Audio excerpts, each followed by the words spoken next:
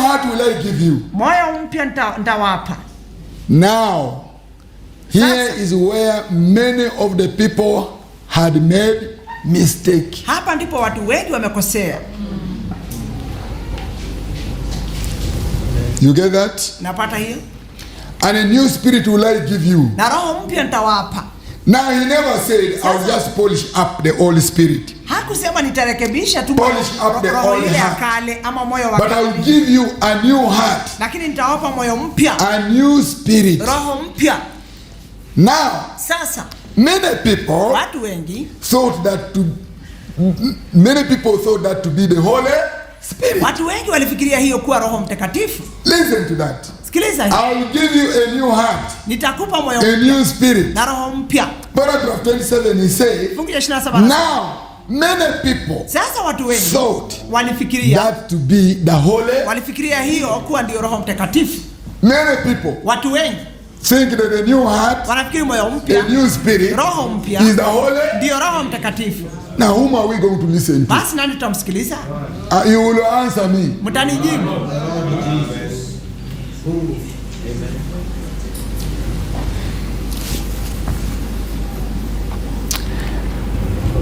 Because they thought like that. So what does he say? And they made. Na wakakosea. Read it loud. Na wakakosea. And they made. Do you want me to continue? Mnataka niendelee? If somebody is correcting error, anarekebisha makosa, that we teach false, kwamba tunafundisha vibaya, it can't be. A new heart and a new spirit and a new heart. Moyo mpya. You receive the Holy Spirit. Unapokea Roho Mtakatifu. A new heart, a new spirit. You will receive the Holy Ghost. Unapokea Roho Mtakatifu. And somebody closes the Bible and walks away. Anafunga Biblia na kwenda. You want to continue listening to that falsehood? It's up to you. Kama kuendelea kusikiliza hiyo uongo. There is a lot of falsehood around. Kuna uongo mwingi unaoendelea. Is this falsehood? Hii ni uongo. I want to read again. Nataka nisome tena. And let it go deep everywhere. Na acha iende kila mahali. Let who will judge. Yule atakaye hukumu. Let God judge. Wacha Mungu atoe hukumu. Even now God has judged. Hata sasa Mungu ameshahukumu. Who is right and who is wrong? Nani ako sawa, nani ako makosani? Let me tell you, don't joke with me. We are not telling you fables. Wacha niwaambie, tunawaambieni kweli, tuwaambii kwa hadithi. Go to Jerusalem and wait. Enda Yerusalemu kangoje. This is the truth. Hii ni kweli.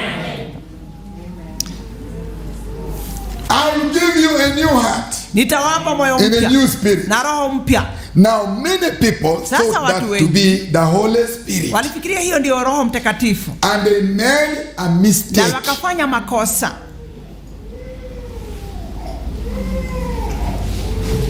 What do you want me to say there now? Mnataka niseme nini tena? See.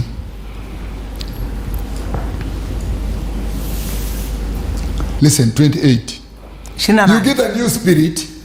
Unapata roho mpya. You quit your drinking. Unaacha kunywa pombe. You get a new spirit. Unapata roho mpya. You quit your drinking. Unaacha kunywa pombe. You're lying. Kusema uongo. You get a new spirit. Unapata roho mpya. You can do most anything with that spirit. Unaweza kufanya lolote na roho huyo. But that isn't what God is talking about. Lakini sivyo ndivyo Mungu anasema.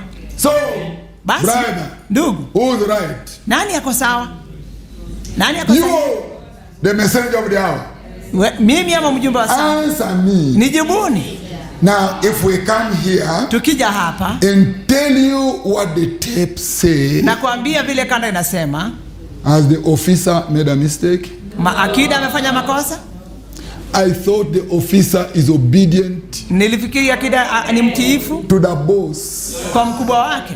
Because the boss, when the boss speaks, sababu mkubwa kinena, final.